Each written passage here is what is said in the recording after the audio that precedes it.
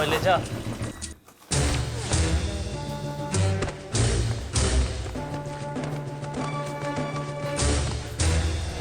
ഇരിക്കി.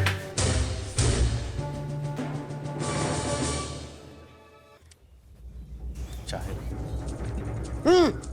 ചായം കോപ്പൊന്നും വേണ്ട. കിതറേ തുമാരാ ബാപ്പ് സുഗതൻ. അച്ഛനകത്തുണ്ട്. അകത്തുണ്ട്. വിളിക്ക്. വലിയച്ഛ, അച്ഛൻ ഞങ്ങളെ വിളിച്ചാ വരില്ല, ഞങ്ങളോട് പിണക്കോ.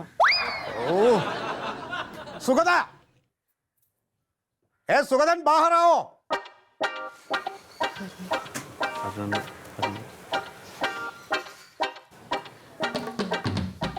ആ ഏട്ടനോ?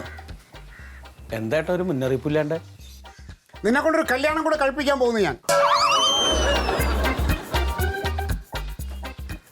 എന്താണ് നിന്റെ ഉദ്ദേശം? എന്താ നിന്റെ ഉദ്ദേശം? എന്തേട്ടാ? നാട്ടുകാരെ പിണക്കി ഇനി വീട്ടുകാരെ കൂടെ പിണക്കാന്നാണ്?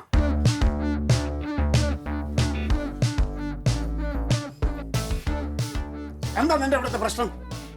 എന്താ ഇവിടുത്തെ നിന്റെ പ്രശ്നം? അല്ല വലിയച്ഛ, ഏയ് ചുപ്, അവൻ പറയട്ടെ.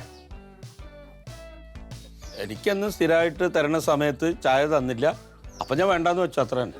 ചായ തന്നില്ല? ആര് തന്നില്ല? മോള് ചായ കൊടുത്തില്ലേ അവന്? ഞാൻ ചായ എടുത്തു വെച്ചതാ. കുളിക്കാൻ ഇറങ്ങിയപ്പോ ഒരു 5 മിനിറ്റ് വൈകി. അപ്പോഴേക്കും അച്ഛൻ പോയി. പൊതിഞ്ഞു വെച്ച ചോറ് പോലും കൊണ്ടുപോയില്ലെന്നേ. എടാ, നിനക്ക് കൈയും കാലും ഇല്ലടാ, അതിന് തളർച്ചയൊന്നുമില്ലല്ലോ. പോയി എടുത്ത് കുടിക്കണം. ഞാൻ എന്നാ അകത്ത് പോയിരുന്ന് പാചകം ചെയ്തിരുന്ന് കഴിക്കുകയും ചെയ്യാം. വേണം, വേണ്ടി വന്നാൽ അതും ചെയ്യണം.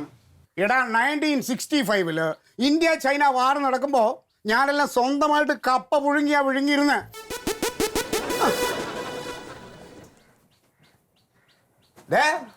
ഇന്ത്യയും ചൈനയായിട്ട് പണക്കമുണ്ട്, ഇന്ത്യയും പാകിസ്ഥാനായിട്ട് പണക്കമുണ്ട്. പക്ഷേ നയതന്ത്ര കാര്യങ്ങളിൽ അവർ ആശയവിനിമയം നടത്താറുണ്ട്.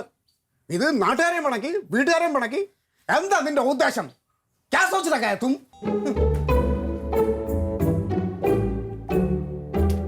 അവള് പോയല്ലോ മണ്ടോദരി, പക്ഷെ അവള് പാവാ.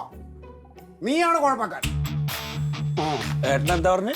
നീയാണ് കുഴപ്പക്കാരൻ, നിന്റെ ഭാഗത്താണ് മിസ്റ്റേക്ക്. ആ, ബാക്കിയുള്ളവർക്ക് നല്ലൊരു, ഞാൻ കുഴപ്പക്കാരല്ലേ? എവിടെ പോകുന്നു? അത് പിണങ്ങി പോയതാണ്. എവിടെ പിണക്കം മാറ്റാനല്ലേ ഞാനിവിടെ വന്നത്?